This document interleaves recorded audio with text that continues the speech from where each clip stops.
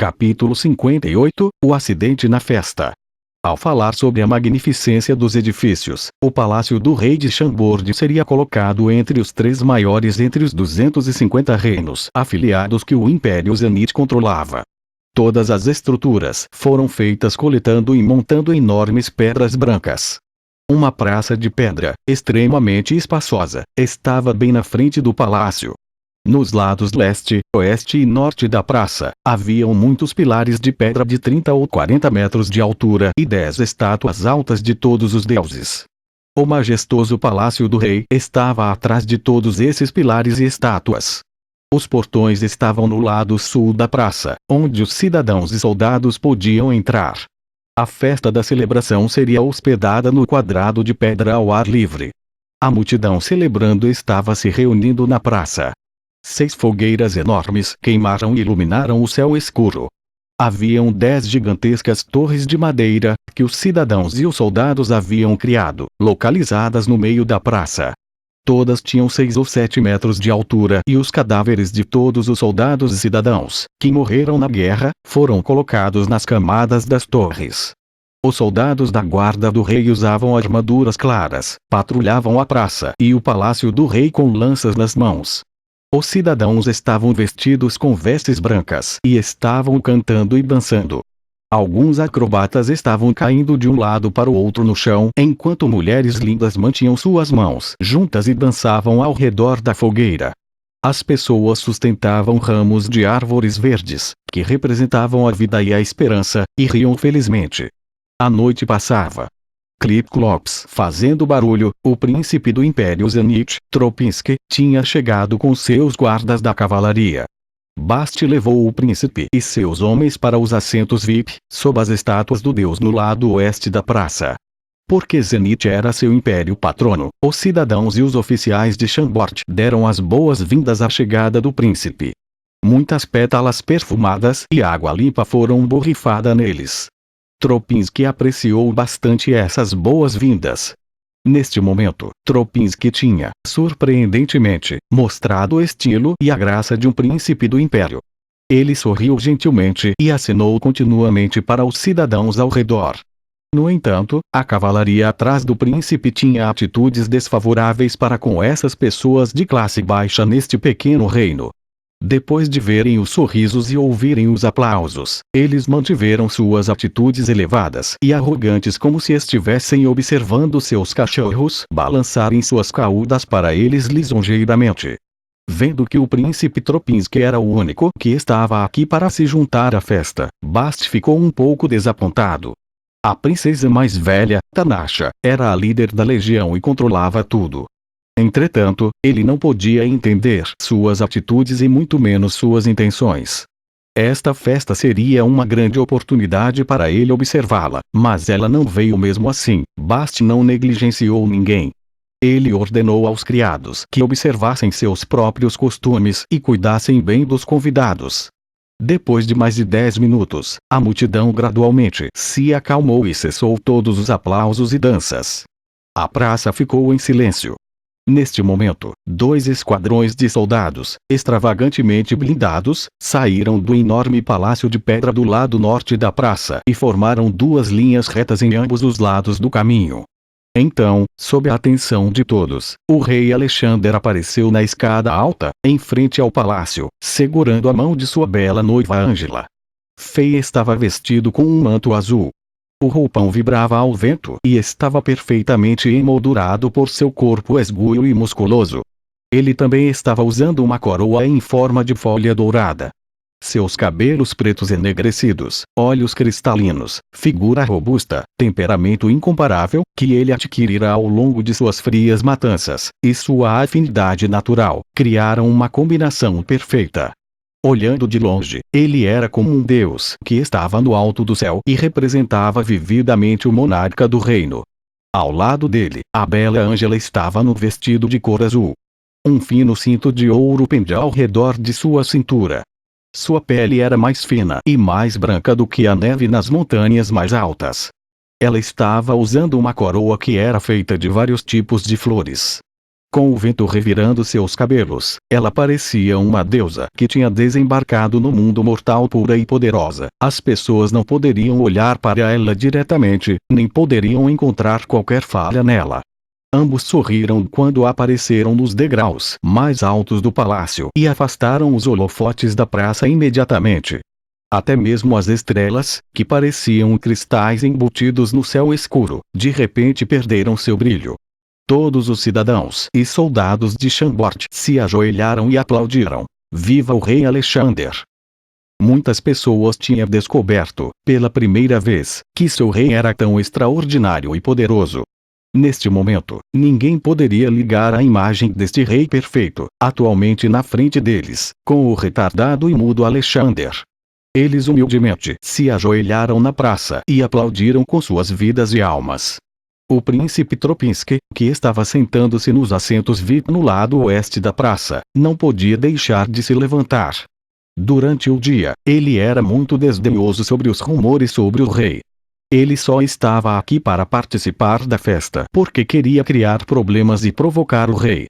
Com todos os olhares que ele atraiu antes, e o temperamento que demonstrou, ele pensou que ao se levantar na praça ele seria o centro da atenção e iria roubar o foco de todos os outros. Mas neste momento o príncipe do Império Zenith sentiu-se um pouco envergonhado sobre sua própria aparência.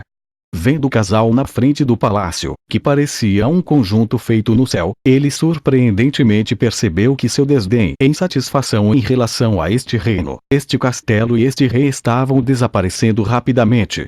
Mas o que ele não percebeu foi que seus homens não sentiam o mesmo. Atrás do príncipe, um cavaleiro, vestindo uma armadura completa e uma capa vermelha, bufou enquanto olhou fixamente para Angela, que ainda estava na escada. A avidez e a obscenidade encheram seus olhos. A dúzia de cavaleiros e protetores, atrás dele, também não esconderam suas luxúrias. Em outro lado da praça, ninguém notou que, na parte de trás da multidão, sob a sombra das estátuas de um enorme deus, 3 pessoas cobertas com um manto negro permaneciam extremamente quietas. Quando viram a aparição do rei Alexander e Angela, a figura na frente fez um som. A voz soava fraca, como se a pessoa estivesse se recuperando de uma doença.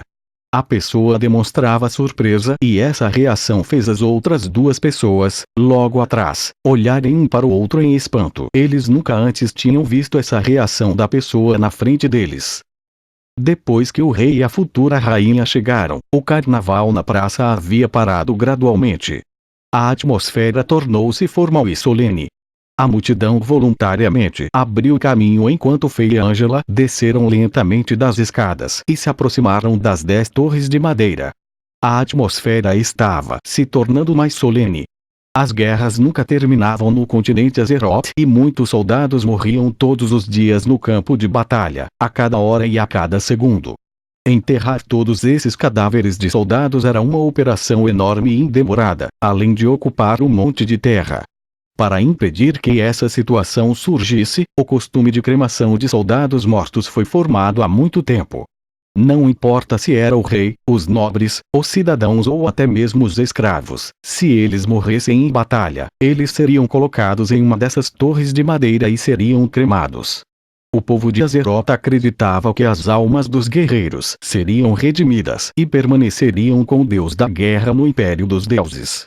De acordo com o conhecimento que Fei tinha assimilado sobre os costumes tradicionais e etiqueta, com a ajuda de Angela, ele subiu às torres e pegou moedas de ouro das mãos de Angela, para em seguida colocar, individualmente, nos olhos dos soldados mortos. Este era outro costume no continente Azeroth.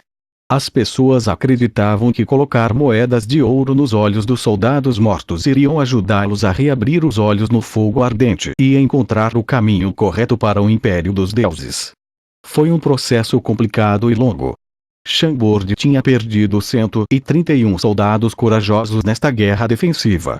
Era suposto haver pessoas especialmente designadas para colocar essas moedas de ouro nos soldados mortos, mas Fei, inesperadamente, insistiu em fazê-lo sozinho.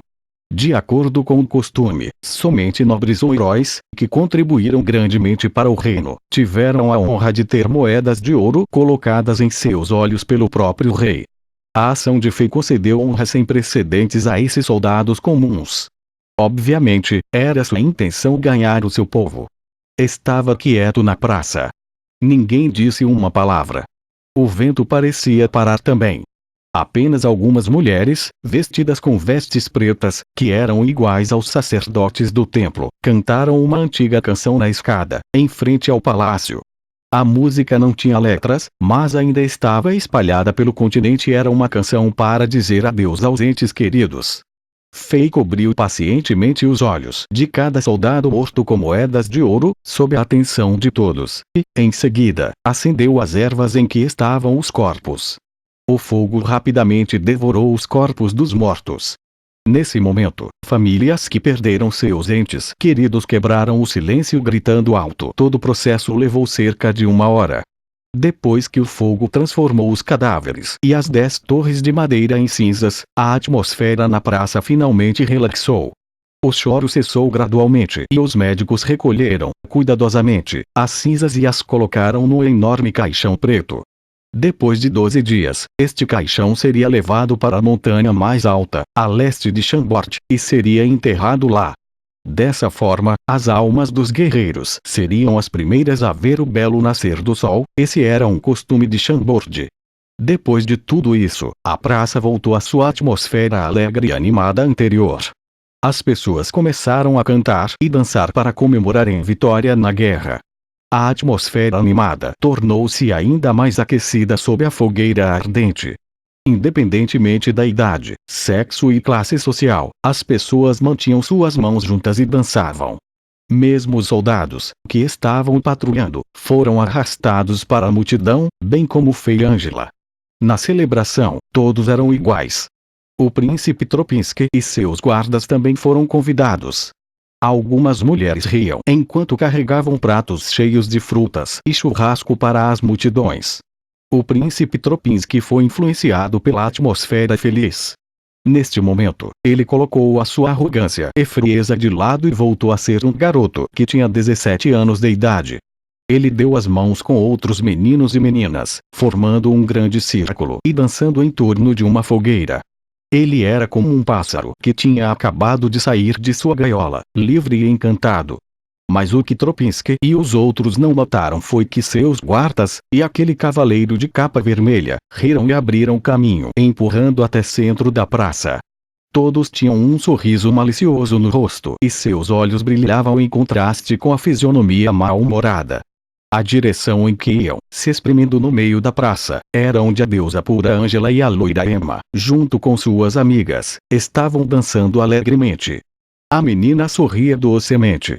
Seu belo rosto estava cheio de riso e felicidade, como um pequeno anjo.